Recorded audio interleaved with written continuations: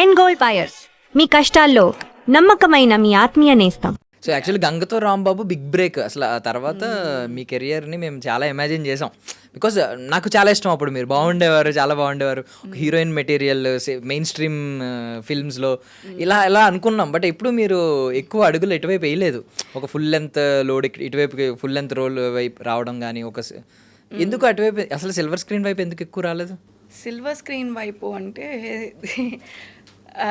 As I told you, degree వరకు I had the same concept in my mind that నేను ఇది just for passion నా career, I mean this industry ప్యాషనే, అంత సీరియస్గా ఏం తీసుకోను, ఎంబీఏ చేసుకొని ఈ జాబ్ చేసుకుందామని అనుకున్నా. తర్వాత మా డాడీ కూడా లైక్ కొంచెం భయపడ్డారు మధ్యలో, అమ్మో మళ్ళీ ఇండస్ట్రీ వైపు వెళ్ళిపోతే, అంటే we're typical Brahmin family. So my dad is like వద్దొద్దు మళ్ళీ నీకు పెళ్లి సంబంధాలు దొరకవు, ఎక్కువ ఎక్స్పోజర్ ఉంటే నీకు, నేను కూడా తీసుకురాలేను అంత, I can't afford, please you maintain your this thing, అది ఇది అన్నారు. సరే అక్కడ డాడీ మాటలు విన్నా, ఇక్కడ ఇది కరెక్టే అనిపించింది. అలా అలా అలా అలా ఆన్ ఆఫ్ మొత్తానికి కంటిన్యూ చేశా. అది యాక్చువల్లీ పెళ్లి సంబంధాల గురించి మాట్లాడారు. మామూలుగా మన మీడియాలో మైండ్ లో ఉండే నాకు అది అది అంటే పేరెంట్స్ కి ఎప్పుడు అది ఉంటది. అవును, అంటే నేను కూడా ఆ స్టేజ్ లో ఏంటంటే నేనేం డిసైడ్ అవ్వలేదు, నేను ఇది చేస్తా అది చేస్తా అని డిసైడ్ అవ్వలేదు. I was going with the flow అంతే. సో అది ఇంకా మా నాన్న వద్దు అనేసరికి సరే కరెక్ట్ గా నా గంగతో రాంబాబు అయిపోయింది. ఒక 6 months Hans India news paper లో I worked as a journalist. Okay, Hans India news paper లో జర్నలిస్ట్ గా వర్క్ చేశాను నేను యాజ్ అ ట్రైనీ. బీట్ అంటే ఏదో ఒక జనరల్ బీట్, ఏదో బీట్ తీసుకుంటారు కదా, బ్యూరో అంటే పొలిటికల్ లేదంటే ఎంటర్టైన్మెంట్, పొలిటికల్ మొత్తం కరెంట్ అఫైర్స్ అవన్నీ వాటికి రిలేటెడ్. పొలిటికల్ అంటే కరెంట్ అఫైర్స్. సో అది ఆ డిపార్ట్మెంట్లో ఉండే. సో ఒక 6 months చేశాను. 6 months తర్వాత I realize that this is not my cup of tea. నాకు like I'm not so satisfied అలా అని చెప్పేసి ఓ పెద్ద ఏమంటారు ఇది కూడా లేదు నాకు. సో అంత సాటిస్ఫైయింగ్ అనిపించలే, and this is not my call అని అనిపించింది. అంటే like this is not my subject అన్న ఫీలింగ్ వచ్చింది. సరే ఇట్లా కాదు, మా నాన్నకు చెప్పేసా, నాకు అలా అనిపించట్లే, ఐ వాంట్ టు క్విట్ అని చెప్పేసా. సరే 6 months కరెక్ట్గా ట్రైనింగ్ పీరియడ్ అయిపోయింది, సర్టిఫికేట్ తీసుకున్నా, బయటకు వచ్చేసాను. అయ్యింది. ఒక 2 months బ్రేక్ తీసుకున్నా, అంటే అంతలోపు వేరేది ఏవో కూడా చూసుకుంటున్నాను నేను.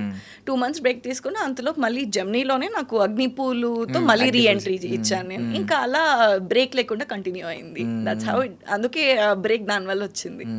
ఒకవేళ బ్రేక్ లేకపోయి ఉంటే yeah as you said even I regret doing that. కాకపోతే ఏంటంటే ఇట్స్ ఓకే, వాట్ డెస్టినీలో ఏది ఉందో అదే. సో అగ్నిపూలు టైంకి మంజులా నాయుడు గారు మంచి, అసలు ఆవిడ ఇక్కడ రాజమౌళి గారు ఇప్పుడు ఎలా ఉన్నారో అలా ఆలోచించే వాళ్ళం వాళ్ళ గురించి, ఆవిడ గురించి. ఆవిడ సీరియల్ వస్తుందంటే ఖచ్చితంగా 8:30 స్లాట్, ఆ స్లాట్ ఫిక్స్ అయిపోద్ది, అందరూ ఆవిడ సీరియల్లో చూస్తారు, ఇలా ఫిక్స్ అయిపోయారు. మీరు అంటే మంజులా నాయుడు గారి మీద మీకున్న ఎక్స్పెక్టేషన్స్ ఏంటప్పుడు? I told you I was going the flaws. మీకు అసలు ఏం లేదు, ఇప్పటికీ కూడా ఏం లేదా? ఇప్పుడు I know about her somehow. కాబట్టి నేను అనేది అలా అని కాదు, మామూలుగా మీకు మీ కెరియర్ ఒక పాత్ గురించి కానీ ఒక డెస్టినేషన్ అని పెట్టుకుంటారు కదా, అలాగే ఏమన్నా ఒక క్లియర్ గోల్ ఉందా ఇప్పటికీ? మూవీస్కి వెళ్ళాలని, దట్టు చిన్న చిన్న క్యారెక్టర్స్ కాకుండా మంచి వెల్ ఎస్టాబ్లిష్డ్ క్యారెక్టర్స్ ఉంటాయి కదా, ఒకసారి ఇలా వెళ్తే ఇలా క్లిక్ అయిపోయే టైప్ ఆఫ్ క్యారెక్టర్స్. సో అలాంటివి చేయాలని ఉంది నాకు మూవీస్ లో. And I want go to even ఏమన్నా వెబ్ సిరీస్ ఆల్సో. కాకపోతే కొంచెం సీరియల్స్ నుంచి బ్రేక్ వస్తే దానిపైన కాన్సన్ట్రేట్ చేయొచ్చు నేను. మీకేమో మీ లైఫ్ లో ఎక్కడ నాకు తెలిసి అంత రిగ్రెట్ అయ్యే ఫేజ్ లేదు, అంత కూల్ ఫేజే ఉన్నట్టుంది. కానీ వన్ పాయింట్ ఆఫ్ టైమ్ లో రిగ్రెట్ అని చెప్పను, but I felt very disappointed with my life that పెరగట్లేదు అలా అని చెప్పేసి ఏమంటే స్టాగ్నెంట్ గా ఉంది నా లైఫ్. ఇట్స్ నాట్ లైక్ ఏదో ఎదగాలి ఇంకా ఏదో చెయ్యాలి అనేది ఉంది మైండ్ లో. కాకపోతే రిస్క్ ఫ్యాక్టర్ ఆలోచించేదాన్ని బాగానేమో. నేను చాలా భయస్తురాలు కనిపించాను, కానీ అయితే రిస్క్ ఫ్యాక్టర్ ఆలోచిస్తా. So everything I consider everything. కాకపోతే ఏంటంటే యా ఓన్లీ డిసప్పాయింట్మెంట్ ఏంటంటే నేను ఎక్స్పెక్ట్ చేసినంత రాలే నాకు ఇండస్ట్రీ నుంచి. అది ఎన్ని ఇయర్స్ అండి ఆ స్టాగ్నేట్ అయిన ఫేజ్ అనిపించింది మీకు పర్సనల్లీ? Still still Okay.